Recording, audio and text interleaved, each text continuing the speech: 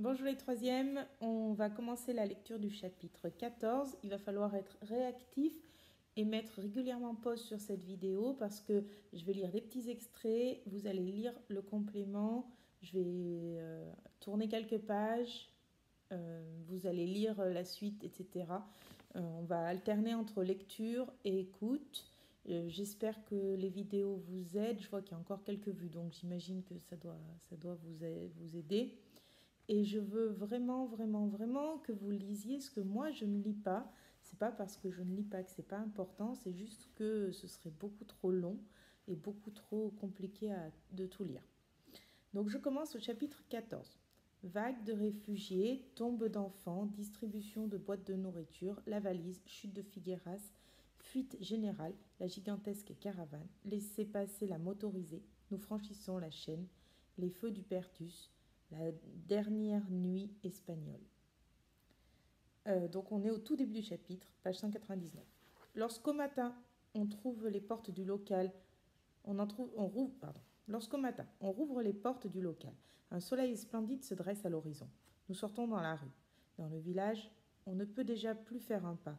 Les vagues d'évacués qui fuient l'avancée franquiste sont de plus en plus nombreuses et gigantesques. On a l'impression que la Catalogne tout entière est en train de se déverser sur la Jonquera. Mais les Catalans ne sont pas les seuls à avoir pris le chemin de l'exil.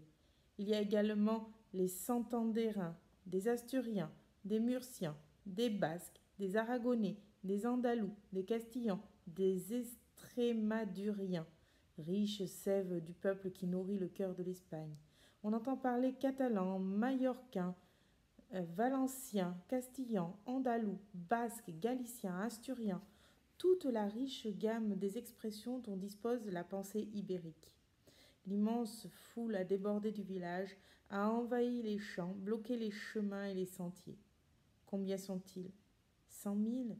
200 000? 300 000? Qui pourrait le dire? C'est quelque chose d'incalculable, quelque chose qui, s'il volait, cacherait le soleil comme une nuée de criquets. La campagne est recouverte de ce nuage voyageur. Partout où le regard se pose, on peut voir des campements avec leurs chariots, leurs mulets, leurs feux de camp, leurs enfants jouant dans l'herbe et leur linge étendu qui sèche au soleil du matin. Mais on aperçoit aussi d'énormes groupes de gens arrivés à pied, sans chariot ni mulet, de pauvres gens qui, amassés en tas innombrables, gisent à même le sol, frigorifiés, tremblants comme de malheureux troupeaux d'agneaux sans bergerie. Cette nuit, il a fait froid, il a gelé, et l'herbe crisse encore sous le pied. Il paraît que ces dernières heures, dans la pénombre des montagnes, beaucoup de nourrissons sont morts de froid dans les bras de leur mère, et leurs pauvres petits corps ont été enterrés par là, quelque part, à l'ombre paisible d'un pin centenaire. Les pauvres mères n'auront pas le choix, elles devront poursuivre leur marche désolante. Je m'arrête là. Je passe maintenant à la page 205. Je voudrais que vous vous intéressiez à la scène qui va suivre. C'est assez étonnant et plein d'un humour assez grinçant, assez sombre. Donc on part à la page 205. On en est après ce premier paragraphe. Là, on a les 3 petits points. Le premier paragraphe. Et on commence au paragraphe suivant, là, page 205.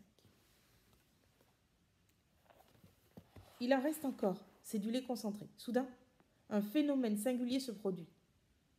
Sans raison apparente, la masse humaine qui a envahi la Jonquera se met à courir, comme prise de panique. Les gens jettent leurs affaires pour s'enfuir à toute vitesse. Les charretiers activent leurs bêtes avec des cris et des coups de fouet. Tout le monde s'ouvre, toutes les portes s'ouvrent et les vagues entières de fugitifs abandonnent les maisons pour se lancer sur la route.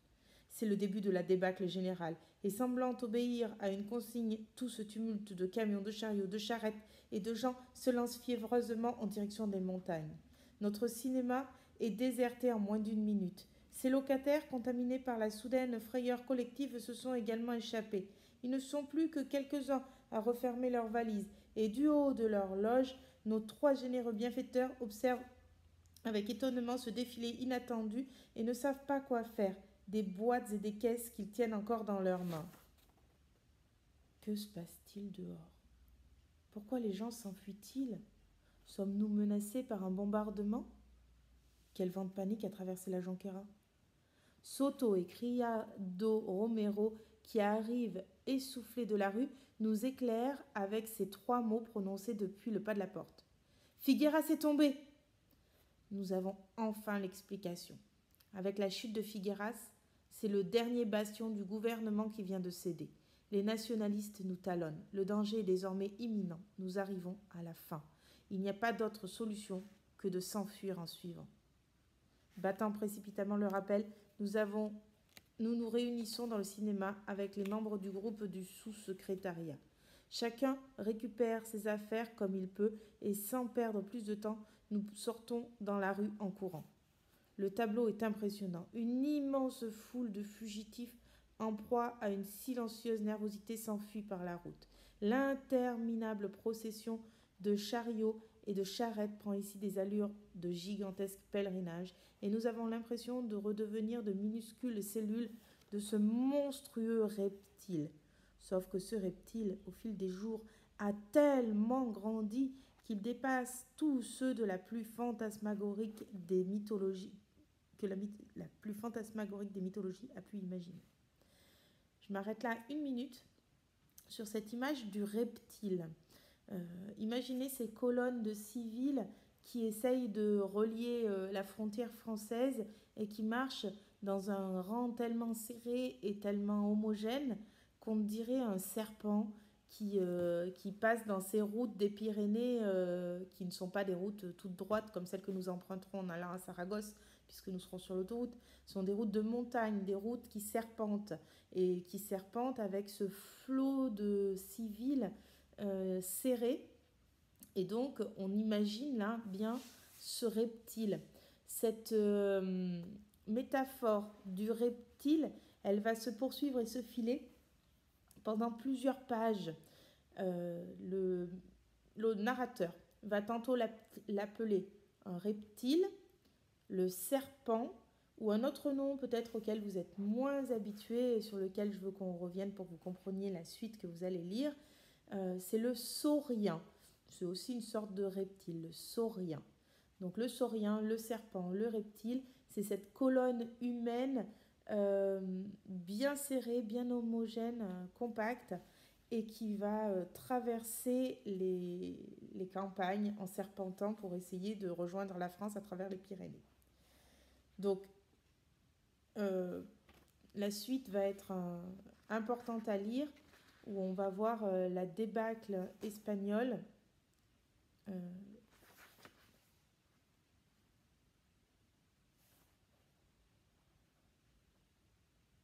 Je vais reprendre page 208.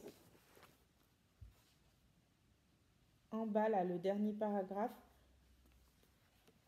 Quand on regarde cette chaîne de montagnes qui bouche l'horizon, il est impossible de ne pas se demander avec inquiétude: aurons-nous le temps d'arriver de l'autre côté? Nous rencontrons par hasard plusieurs fonctionnaires du cadastre. Nous leur demandons s'ils ont vu Paco.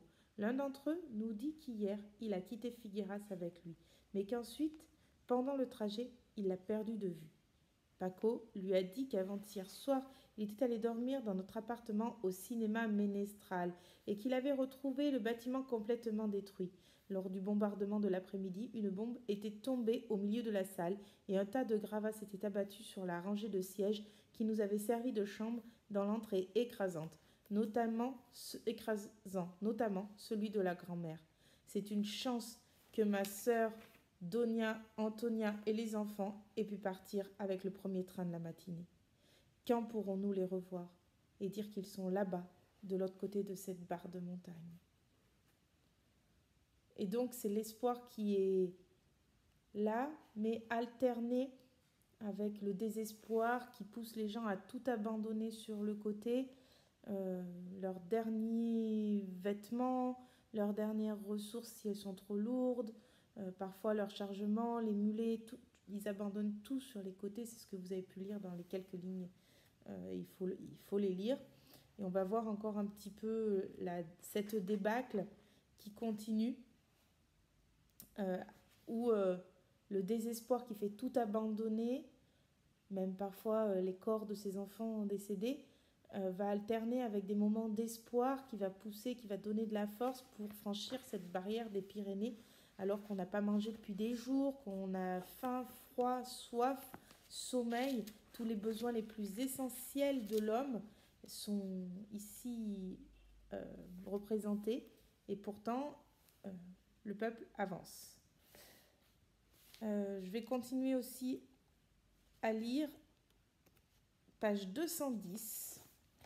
On est juste en dessous des 3 petits points. Bien sûr, vous devez lire entre deux. Donc là, c'est le moment de faire une pause. Vous lisez et maintenant vous êtes à la page 210 avec ces petits points. On commence en dessous. Nous sentons un mouvement de foule derrière nous. Tout le monde s'écarte d'un côté et de l'autre de la bande d'asphalte pour libérer la voie. Au milieu avance lentement un cortège triste et inattendu, dont la vision me remplit d'une profonde émotion. Ce sont des soldats blessés qui, faute de moyens de transport suffisants, doivent s'enfuir à pied pour laisser les ambulances aux blessés les plus graves. À leur tête, avançant sur ses béquilles avec l'unique jambe qui lui reste, un sergent taquin ouvre la marche avec humour. « Attention, on vous écrase, laissez passer la motorisée !» Et les soldats passent lentement. Les boiteux titubants, avec leurs bâtons et béquilles, les manchots laissant apparaître le vide d'un bras amputé ou d'une main rognée convertie en informe moignon. Il y a des têtes bandées, des têtes monstrueuses sous leurs énormes casques en coton, des visages étranges, déformés, sillonnés d'horribles cicatrices, des visages couverts de taffetas avec des mâchoires brisées, des yeux recouverts de bandages et même parfois d'effroyables orbites vides. Il y a des bras, beaucoup de bras, plâtrés ou en écharpe. Sans parler des blessures terribles, épouvantables qui ne se voient pas, des blessures discrètes qui se cachent sous la pudeur de l'uniforme, mais qui déchirent les poitrines, brisent les dos et transpercent les corps, laissant à jamais des traces indélébiles du coup de griffe de ce tigre insatiable qu'est la guerre. Pauvres soldats brisés, avançant lentement comme ils peuvent à tout petits pas ou à grandes enjambées sur leurs 2 pieds ou à force de leurs bâtons et béquilles. Ils se traînent sur la chaussée interminable avec l'angoisse infinie mais logiquement humaine de sauver la glorieuse épave de leur vie. Et le taquin de sergent qui n'a pas perdu son sens de l'humour malgré la rame arrachée qu'il a laissée derrière lui dans le fracas de la guerre. « Attention, on vous écrase, laissez passer la motorisée !» Et la motorisée, pitoyable et magnifique, défile à la vitesse d'un escargot en empruntant le sillage qu'une foule émue a ouvert sur son passage. Des larmes coulent sur le visage des femmes. Un vieil homme, à côté de moi, a serré ses poings de rancœur. Moi, par réflexe, je me découvre. Quelques hommes imitant mon geste se découvrent aussi, et le glorieux cortège de mutilés passe. La rumeur circule à présent que Figueras n'est pas tombé. Il paraît que la ville est encerclée et que les troupes nationalistes ont préféré poursuivre leur avancée sans s'y arrêter. Que la rumeur soit vraie ou pas, le danger est le même, ou pire encore, l'adversaire nous talonne, comme le court trajet qu'il nous reste encore à parcourir nous semble long. 2 autocars remplis de gosses passent à côté de nous. Ce sont des colonies d'enfants, des petites vies déchirées par le cruel coup de griffe de la guerre. Il y a quelques mois de cela, 2 ans tout au plus, tous ces enfants avaient un foyer. Nombre d'entre eux avaient des ballons et des poupées, et la plupart les douces caresses de l'amour maternel. Ils étaient tous heureux, chacun dans leur petit coin de cette scène ibérique qui allait révéler le drame le plus terrible de l'histoire de notre patrie.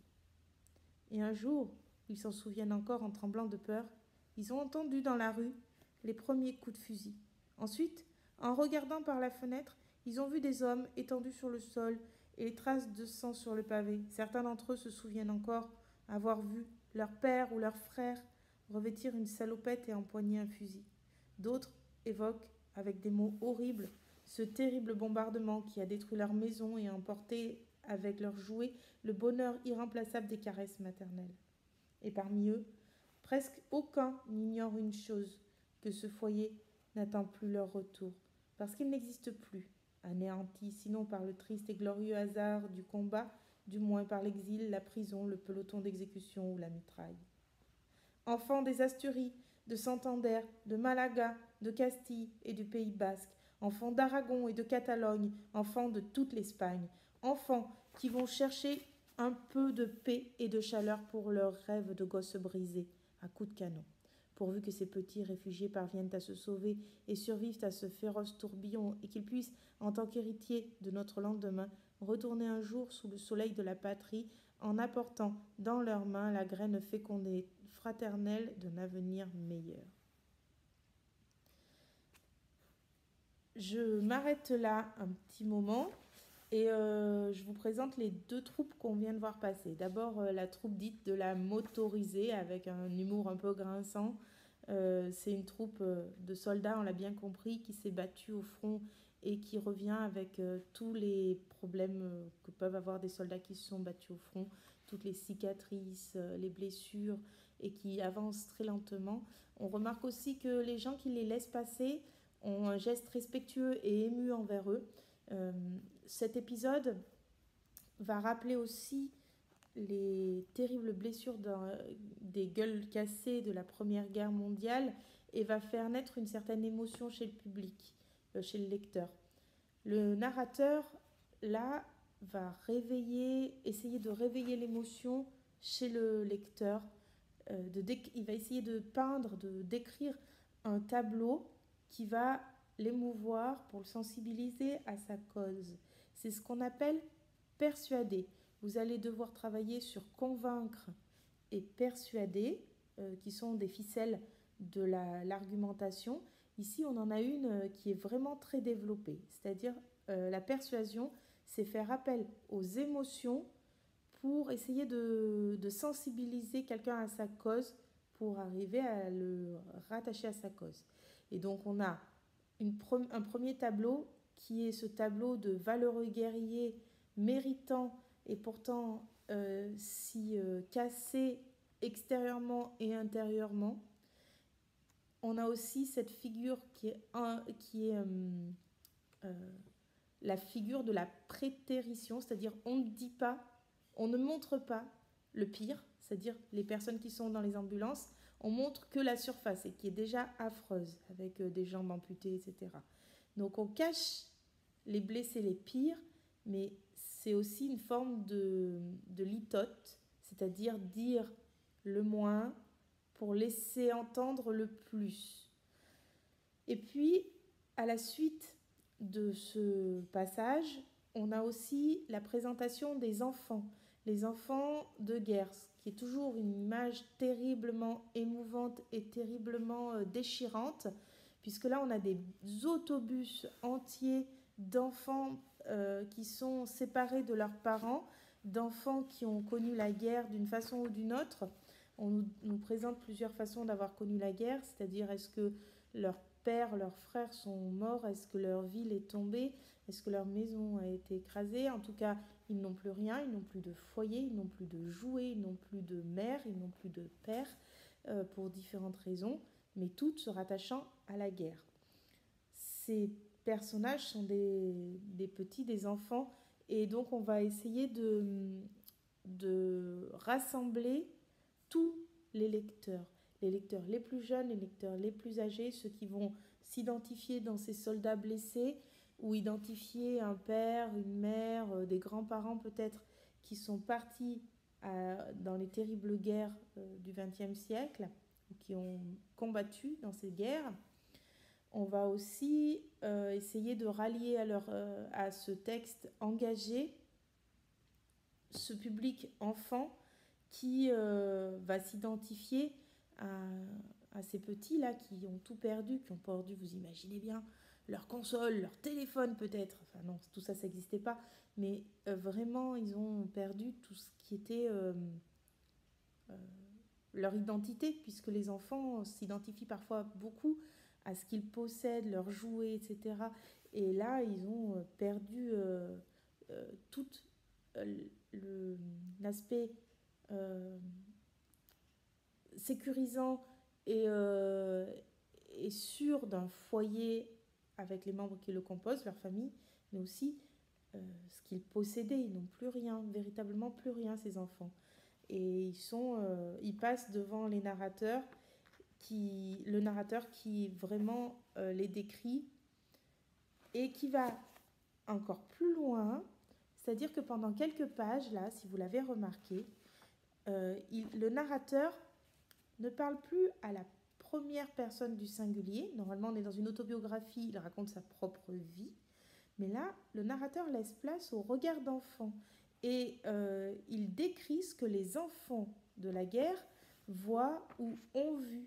Ces personnages-là de blessés, c'est des personnages d'enfants et on voit à travers des yeux d'enfants. Je prends pour exemple 212, à la page 212, en dessous du dessin, là, le premier paragraphe, on voit avec des yeux d'enfant et on a ce qu'on appelle une focalisation interne, alors que dans une autobiographie, on devrait avoir une focalisation interne sur le narrateur, puisque c'est naturellement le personnage qui raconte sa propre histoire. Ici, on a une focalisation qui se fait à travers les yeux d'un personnage étranger. Et ça, c'est pas très courant dans les autobiographies. Donc, page 212, je lis. Et un jour, ils s'en souviennent encore en tremblant de peur. Ils ont entendu dans la rue les premiers coups de fusil. Donc là, on a vraiment typiquement de la focalisation interne. Puisqu'on a, ils s'en souviennent, donc on sait ce que pensent les personnages. Et on a aussi une émotion, tremblant de peur. On a aussi des sensations. Ils ont entendu, puis après, en regardant, et ensuite, ils ont vu. Donc on a vraiment, et encore une fois, ils se souviennent. Donc le narrateur cherche véritablement à nous faire rentrer dans la tête de ces enfants qui sont de l'autre côté de la vitre de l'autocar. Il n'est pas dans la tête de ces enfants, il s'imagine dans cette tête d'enfant. Il utilise cette focalisation interne pour apitoyer encore davantage le lecteur, pour qu'il se sente dans les baskets de ces petits-enfants-là qui sont totalement perdus, sans plus rien pour eux. Et cet aspect de persuasion, la volonté d'attirer la pitié sur ces enfants, elle se poursuit par l'illustration, où en première ligne, on a tous les blessés qu'on a évoqués juste avant, et aussi page 213, avec cette longue énumération qui va couvrir toute l'Espagne. Enfants des Asturies, de Santander, de Malaga, de Castille et du Pays Basque, enfants d'Aragon et de Catalogne, enfants de toute l'Espagne, enfants qui vont chercher un peu de paix et de chaleur pour leur rêve de gosses brisés à coups de canon. Donc on a une anaphore là, qui est aussi une accumulation, puisqu'on a enfants qui commencent toutes les phrases, mais aussi une accumulation de lieux, Asturies, Santander, Malaga, Castille, Pays Basque, Aragon, Catalogne, Espagne. Donc on a vraiment toute l'Espagne qui est représentée dans ces autocars d'enfants. Et ce n'est pas des adultes, non. On cherche à apitoyer, on cherche à convaincre, à persuader, et donc on prend ici des têtes d'enfants qui sont bien plus en danger encore que les adultes. Je vais faire une pause ici, vous allez faire une pause ici pour aller lire jusqu'à la page 221. Et on se retrouve page 221. Donc,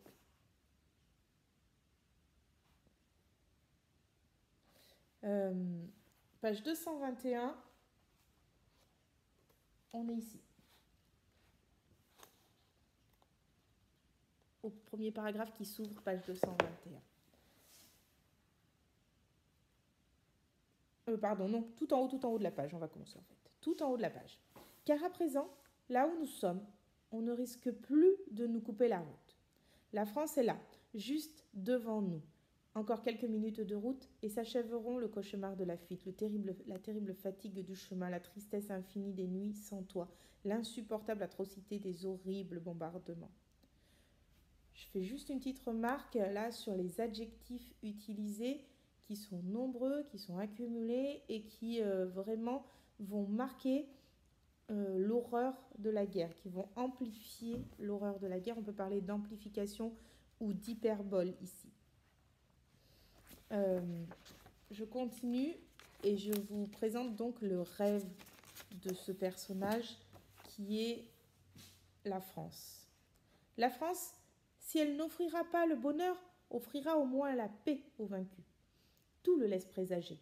Le calme de ces montagnes qui commencent déjà à s'emparer de nos âmes détruites pour les bercer dans sa grandiose sérénité. Ce ciel pur, serein et obscur dans lequel luit le doux scintillement des étoiles. Cette lumière légèrement rousse qui se répand de l'autre côté de son imposante montagne et qui semble nous barrer la route. Cette lumière mystérieuse qui se projette vers le ciel, tel un phare qui annoncerait aux pauvres fugitifs « Venez à moi, malheureux, je suis votre salut ». Nous allons à sa recherche, et notre impatience est telle que nous ne nous arrêtons même plus une seconde pour reprendre notre souffle. L'attraction de cette lumière semble nous rendre plus légers. Nous voulons la voir, découvrir son mystère, mais tel un grand rideau, la montagne la cache. Et nous poursuivons notre route, nous poursuivons notre marche pour atteindre le virage à la recherche de la lumière. Quand soudain, une fois la distance parcourue, le grand rideau s'ouvre et tous les quatre éblouis, ébahis et muets de stupeur, nous nous immobilisons au milieu du chemin. Ni la plus belle prose, ni le meilleur pinceau, ni le vers le plus abouti du plus grand des poètes ne parviendrait à capter la grandissime beauté du tableau qui s'offre à nos yeux. Imaginez une de ces formidables crèches que font les enfants la nuit de Noël. Ajoutez-lui ces montagnes, ces sentiers, ces ruisseaux, ces arbres, ces mousses, et remplissez-la de milliers de bergers et de petits cierges allumés. Mais non, la description innocente par laquelle j'essaye d'exprimer la grandeur de cette vision insoupçonnée est bien pauvre. C'est quelque chose de plus grand, quelque chose d'inégalé, quelque chose qu'il est impossible de concevoir sans l'avoir contemplé de ses propres yeux, quelque chose qui ne s'est jamais vu et ne se reverra jamais plus, j'en suis sûre. Et je le suis, car cette vision unique est le fruit d'une cause qui est unique dans l'histoire. Et pour qu'elle se reproduise, il faudrait mobiliser tout un peuple et l'amener à escalader ces montagnes. Et ça, c'est impossible. Imaginez un hôtel gigantesque plongé dans la pénombre. Un hôtel gigantesque qui aurait pour base une poignée de montagnes. Donnez-lui environ 2000 mètres de large, une toile de fond sur la moitié inférieure et dressez-le ensuite jusqu'au sommet. Maintenez-le, remplissez-le entièrement de bas en haut de milliers de torches allumées, de milliers de torches qui, là-bas, au loin dans l'espace, vont escalader le ciel pour embraser les étoiles. Et imaginez ce grandiose incendie de milliers de points lumineux et la grande silhouette majestueuse et grave des montagnes auréolées de cette lueur rousse qui se perd dans l'espace. Ce n'est qu'ainsi, en vous approchant de la pauvre peinture d'une copie imparfaite, que vous entreverrez en partie la beauté de ce magnifique spectacle des feux d'Hupertus. J'ai une toute petite pause ici. Vous avez là donc l'explication du titre « Les feux d'Hupertus » avec la couverture qui rappelle bien cette image du feu.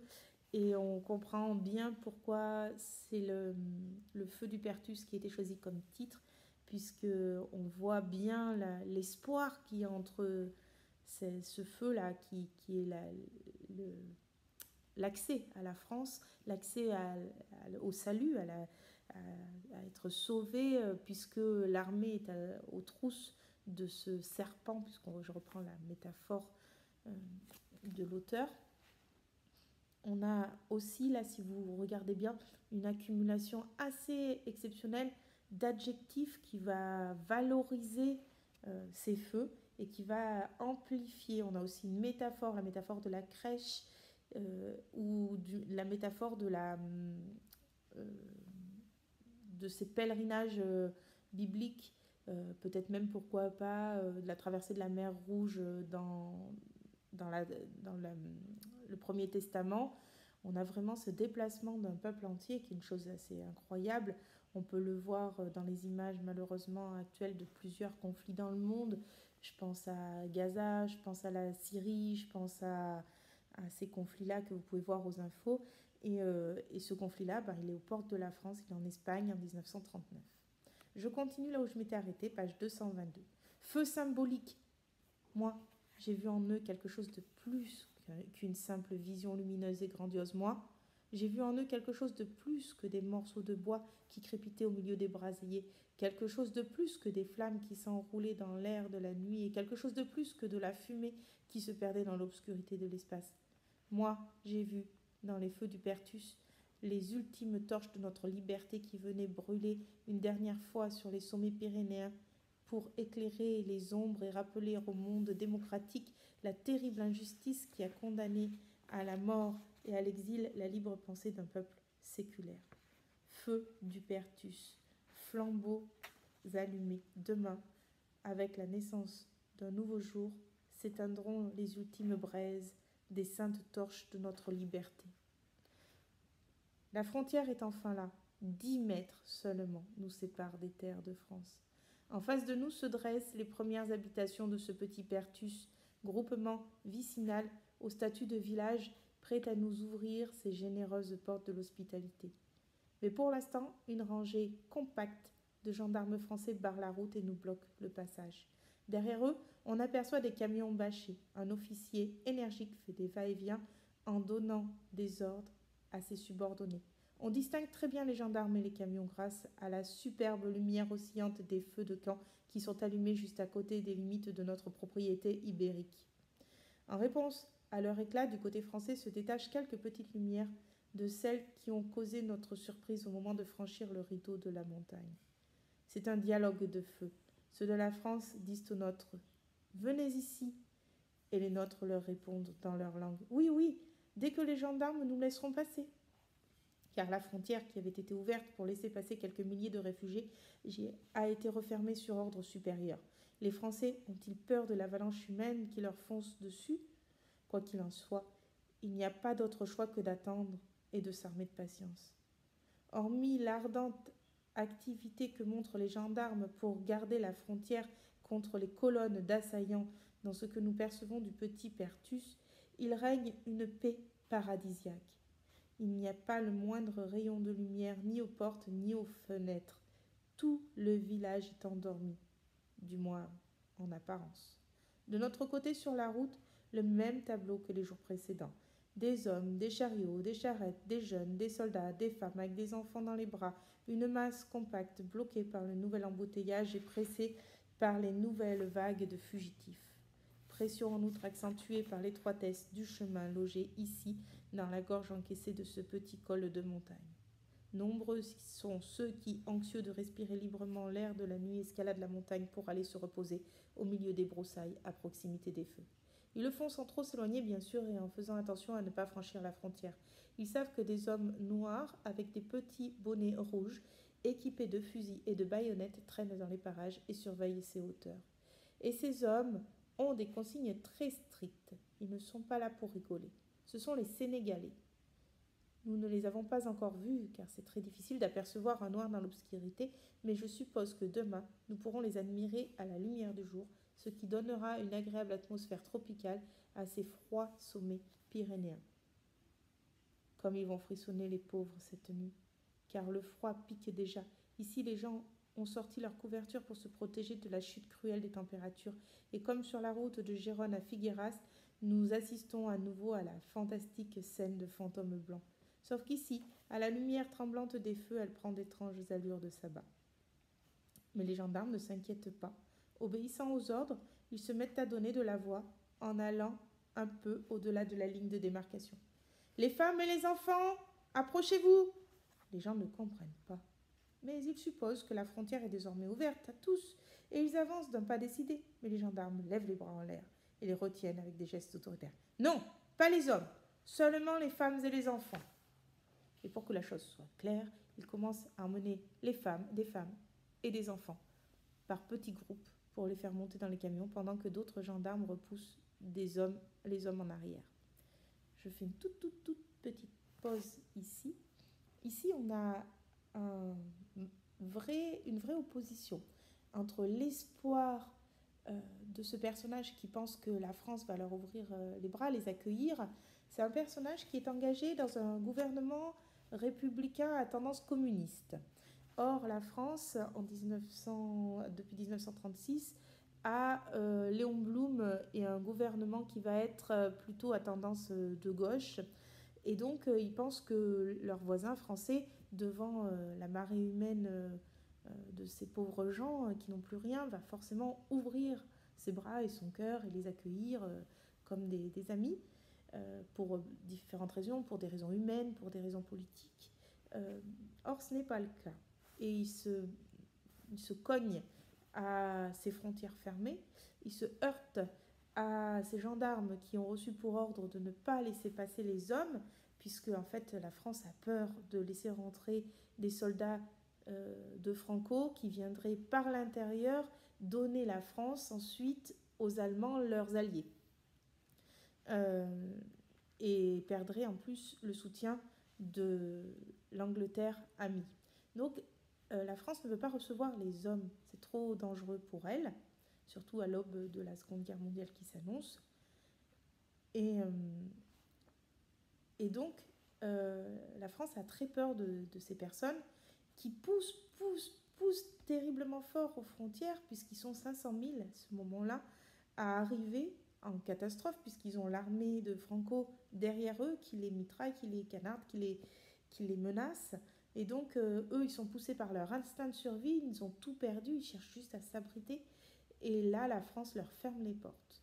Donc, le personnage, il voit bien, il est heurté à cette dure réalité. Et pourtant, il est plein d'espoir parce qu'il n'a plus rien, il n'a plus d'endroit à aller. Il ne peut pas faire demi-tour parce qu'il tomberait sur les soldats franquistes. Et donc, il a tout espoir en la France. Donc, il l'admire, il a encore quelque chose d'innocent et d'admirateur. Il a beaucoup d'espoir en cette France qui pourtant lui ferme les portes. Je continue avec ces deux idées. La France, pour fermer ses portes encore plus fort, fait venir des Sénégalais. Les Sénégalais, les tirailleurs sénégalais, ont subi énormément d'actions très négatives de l'armée française, de la France pendant la Seconde Guerre mondiale. Mais là, déjà, on voit véritablement le racisme qui est profond et qui va amener les dirigeants de l'armée à utiliser ces soldats qu'on sort de chez eux du Sénégal, où il fait plutôt chaud, à les emmener juste parce qu'ils ont la peau noire et qu'ils peuvent se cacher plus facilement. Ils n'ont pas l'idée de teindre en noir, de barbouiller des soldats français. Non, on va faire venir des Noirs d'Afrique, comme ça ils se cacheront dans le noir. Il y a quelque chose de particulièrement raciste là dans cette utilisation des tirailleurs sénégalais, qui, en plus d'être raciste, est doublement cruel, puisque ces personnages qui sont habitués aux chaleurs de leur pays vont se retrouver dans les Pyrénées où il fait terriblement froid et ne sont pas habitués. Et ils vont être sous-payés, mal nourris, réduits aux tâches les plus difficiles, surveiller la nuit, la frontière, alors que des gens veulent juste sauver leur vie, ils vont utiliser tous les moyens pour le faire. Ils vont aussi, par la suite, être utilisés énormément dans les camps de réfugiés espagnols pour surveiller ces camps de réfugiés espagnols. Donc on va prendre ceux qui sont considérés, parce que la France possède le Sénégal, comme des Français, mais des Français de seconde zone, si vous voulez, des Français qu'on peut faire venir à tout moment, exploiter sans vraiment les payer, pour enfermer des étrangers. Donc là, il y a un racisme qui est vraiment terrible et profond, et ce racisme contre les tirailleurs sénégalais va se poursuivre pendant la Seconde Guerre mondiale. Je vous laisse vous adresser à M. Ribot à ce sujet-là, puisque les tirailleurs sénégalais vont avoir les tâches les plus rudes pendant le conflit qui va nous opposer à l'Allemagne nazie, et vont être très très peu reconnus après, même pas reconnus après, malheureusement vont ensuite être abandonnés par la France, on peut le dire, à la suite de ce conflit. De même que d'autres identités coloniales qui vont se retrouver en France et qui vont avoir participé au conflit de la Seconde Guerre mondiale et qui vont se retrouver abandonnés par la France, tels les Harkis par exemple. Je continue la lecture, page 226, en haut de la page. Et pour que la chose soit claire, il commence à emmener les femmes et les enfants par petits groupes pour les faire monter dans les camions pendant que d'autres gendarmes repoussent les hommes en arrière. Des voix les pressent. « Au camp du Voulou, dépêchez-vous, mesdames !» Et là, nous comprenons. Il s'agit d'abord de sauver les femmes et les enfants en leur épargnant les dures fatigues du chemin grâce aux véhicules. Si le système semble raisonnable, il n'en reste pas moins brutal. Et toutes les femmes n'acceptent pas ce rapt inattendu. Et tous les pères et tous les maris ne consentent volontiers à cette séparation, laissant filles et épouses sans contestation entre les mains de ces honnêtes ravisseurs des Sabines. Manola et Saloud, qui en toute innocence étaient approchés pour assister à la scène, ont été emportés inopinément par les mains herculéennes de deux de ces actifs sauveurs de femmes et d'enfants. « Vite, vite, mesdames, en voiture !» Je m'arrête là. Je vous laisse lire la fin du chapitre jusqu'au chapitre 15 pour voir ce qui se passe pour ces femmes.